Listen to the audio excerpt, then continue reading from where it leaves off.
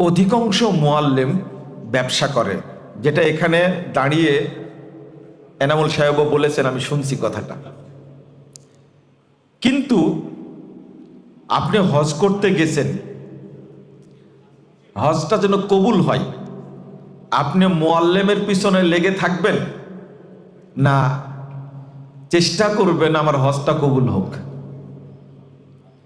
একজন বলছে, এটা একবারে ডাইরেক্ট আমার সাথেই কথা, ভাষাটা গালি দিয়ে বলছে, আমি ওকে মক্কায় মারবো তারপরে বাড়ি যাব।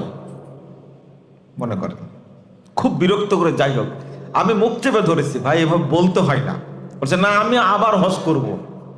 আমি জানছি এই হজ বাতিল হয়ে গেছে, তবে মেরে তারপরে বাংলাদেশে যাব।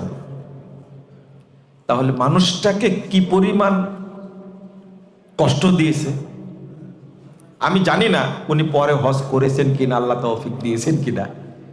মানে একজন মানুষ হজ থেকে ফিরে এসে আবার হজে যাবে, তার কোনো গ্যারেন্টি আছে? মরেও যেতে পারে, সামর্থ্য নাও থাকতে পারে। কিন্তু ওনার রাগ হতো। আরেকজন বলছে ফোন দিয়ে, আমি বসে আছি আমার পাশে বসে থেকে বলছি, খুব বিরক্ত, চিনি না তবে একই কাফেলায়। বলছেন যে এই তুই কোথায়?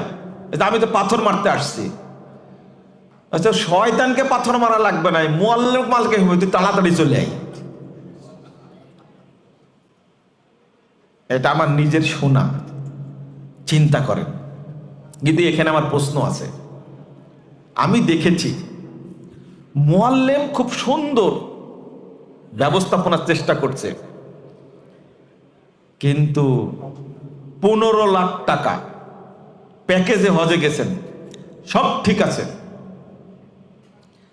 আরাফার মাঠে গেছেন, খুব সুন্দর জায়গা, কিন্তু হঠাৎ এসির সমস্যা।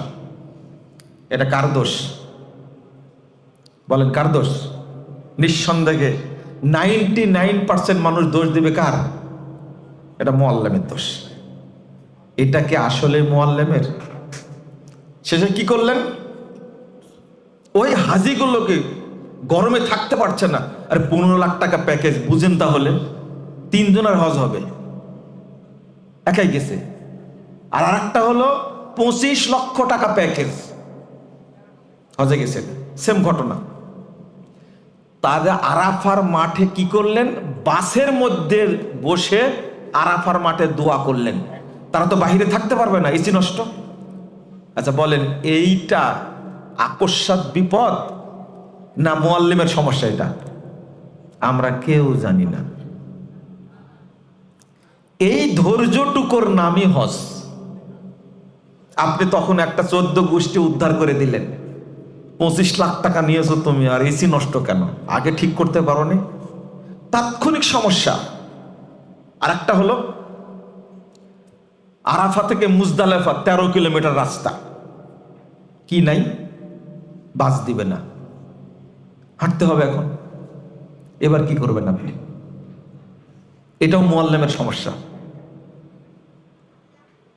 কিন্তু আপনি বুঝতে পারছেন এটা মুআল্লিমের সমস্যা না, হঠাৎ ঘটে গেছে এটা। হজ তো আপনি একবার করতে গেছেন, এমন একটা বিষয় যে আবার যখন আসবো তখন ভালো করে করব। এটা বিয়ের মতো অবস্থা। এবার বিয়েতে ভালো অনুষ্ঠান করতে পারলাম না, আবার যখন বিয়ে করব তখন ভালো অনুষ্ঠান করব।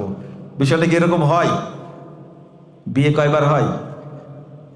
একবারই হয়। পরে আবার করলে অনুষ্ঠান হয় না, লুকায় টুকায় বিয়ে হয়।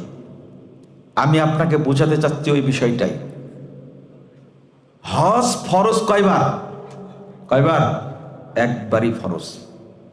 হজটা যেন হয়, এটা আল্লাহ আপনাকে পরীক্ষা করাচ্ছেন। দেখি আপনার মুখ থেকে কোনো কথা বের হয় কিনা। আপনি অন্য কাফেলাও যেতে পারতেন, আমরা কেউ বুঝি না, সব দোষ দি কার? মুআল্লিমের। না, এটা ঠিক না। আমি বলেছি হজ একবার ফরজ, এরপর যতবার যাবেন সব কি হবে? নফল হবে। একবার হজ, ওইটাই হতে হবে মাবরুর হজ। ওটাই নষ্ট করছে আমরা। কিভাবে দেখেন? তাহলে মাবরুর হজের জন্য কি? ওয়াল্লাযী লা ইউখালিতুহু শাইয়্যুম মিনাল মাসাম। দলিল কি? ফামান ফারাদা ফীহিন্নাল হজ্জ ফালা রাফাসা ওয়ালা ফুসুকা ওয়ালা জিদালা ফিল হজ্জ। না, কোনো কথা বলা যাবে না, চুপ থাকেন, ধৈর্য ধারণ করেন। এমনি একটাই ইবাদত যেটার কোনো নেকি নাই, একটাই ইবাদত যেটা জীবনে একবার করলে মাত্র 5 দিনের কর্মসূচিতে জান্নাতকে ওয়াজিব করা যায়, মাত্র 5 দিন, আর জীবনে কিছু করা লাগবে না। কিন্তু সালাত যতদিন বেঁচে আছেন ততদিন কি পড়া লাগবে, হুঁশ যতক্ষণ আছে। সিয়াম যতদিন সুস্থ আছেন আপনি করাই লাগবে। সামর্থ্য যতদিন আছে যাকাত দেওয়াই লাগবে। কিন্তু হজ্জের জন্য শর্ত কয়বার? মাত্র একবার, তাও কর্মসূচি কয় দিনের? মাত্র 5 দিনের।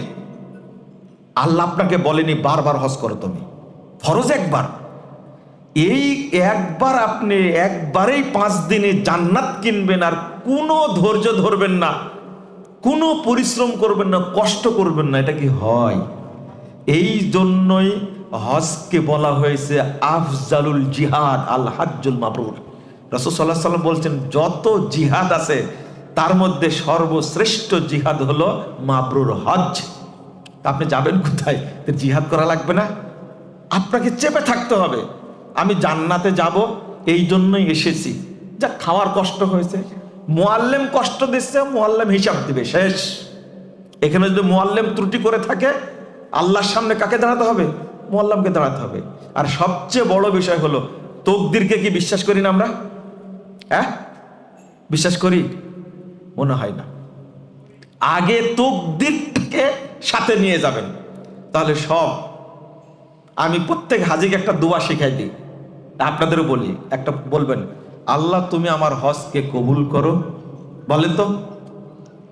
2, আর হজটা সহজ করে দাও। ঠিক আছে, এই দোয়া করবেন। এরপরে বিপদ মুসিবত যা আসবে কোনো সমস্যা নাই।